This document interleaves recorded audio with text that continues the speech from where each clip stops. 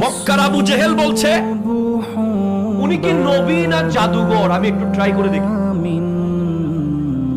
তখন সে ইয়ামান থেকে হাবিবে ইয়ামানিকে ডেকেছে, ভাড়া করে এনেছে, হাবিবে ইয়ামানিকে ইনভাইট করেছে।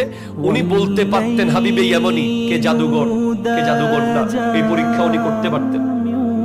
হাবিবে ইয়ামানি আসার পরে বলে আপনি কি নবী নাকি অন্য কিছু? বলে আনা নবিয়ুল্লাহ।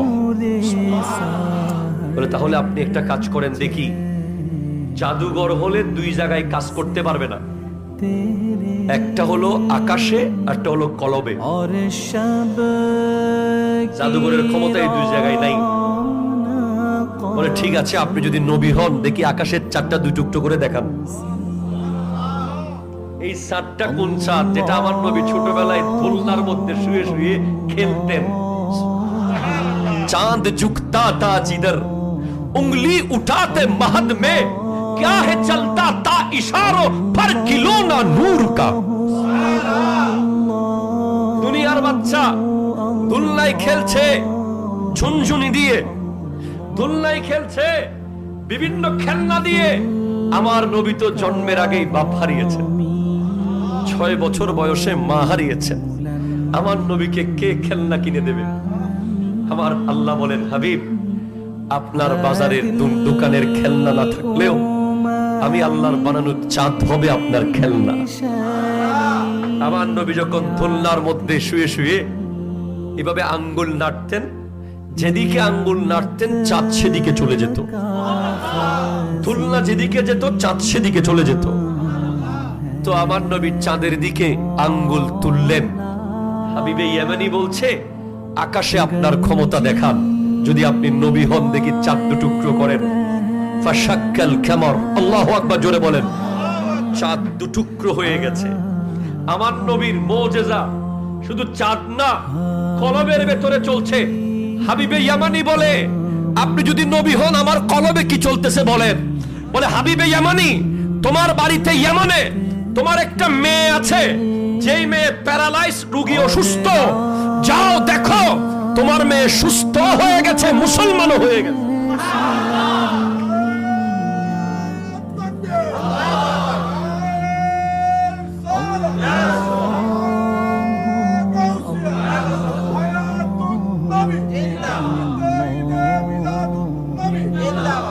একটু চিৎকার দিয়ে বলেন না সুবহানাল্লাহ। হাবিবে ইয়ামানি আবু জেহেলকে বলে কথা পরে কমু, আগে যাই। যেই মেয়ে বিছানা থেকে উঠতে পারে না, সেই মেয়ে কেমনে সুস্থ হইল দেখি। যায়া দেখে দরজায় যখন নক করেছে, ওই প্যারালাইজ মেয়ে এসে দরজার খিল খুলে দিছে। বলে বাবা ঘরে পরে ঢুকেন, আগে কালিমা পড়েন, লা ইলাহা ইল্লাল্লাহু মুহাম্মাদুর রাসূলুল্লাহ সাল্লাল্লাহু আলাইহি ওয়াসাল্লাম। বলে মা তোমাকে এই কালিমা কে শিখালো? বলে একটু আগে একটা নুরানি চেহারাওয়ালা জাত এসে আমাকে দোয়া করে সুস্থ করে দিয়েছে, মুসলমানও বানিয়ে দিয়েছে। আপনি অবাক হবেন, আমার নবী যখন উহুদ পাহাড়ে উঠেছেন, সাইদা রাসূলুল্লাহ সাল্লাল্লাহু আলাইহি ওয়াসাল্লাম উহদান ফারাজাফা বিহিম فقال النبي صلى الله عليه وسلم اسقط احد فانما عليك نبي وصديق وشهيدان। উহুদ পাহাড়ে যখন আমার নবী উঠলেন, উহুদ নবীকে পেয়ে নাচা শুরু করে দিয়েছে।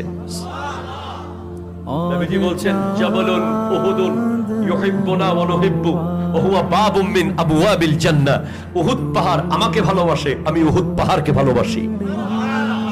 উহুদ পাহাড় আমার কথা শোনে, কথা বুঝে, আমার সাথে কথাও বলে। উহুদ পাহাড়ে আমার নবী উঠার পর যখন উহুদ পাহাড় নাচা শুরু করলো, নবীজি বলছেন উসবুত উহুদ, উহুদ তুমি থামো।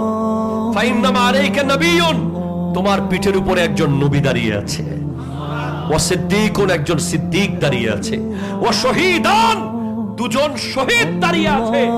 শহীদ হওয়ার 24 বছর আগে নবী বলে দিয়েছেন শহীদ দাঁড়িয়ে আছে। আমার নবী যাবেন হিজরতে।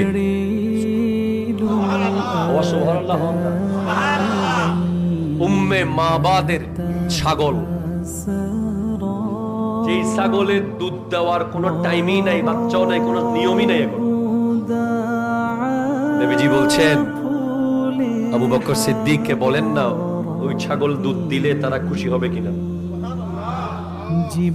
আমার নবীর সাদাকায় যেই ছাগলের দুধ দেওয়ার কোনো সম্ভাবনা ছিল না, ওই ছাগলের ওলানের মধ্যে দুধ এসে ভরপুর হয়ে গেছে।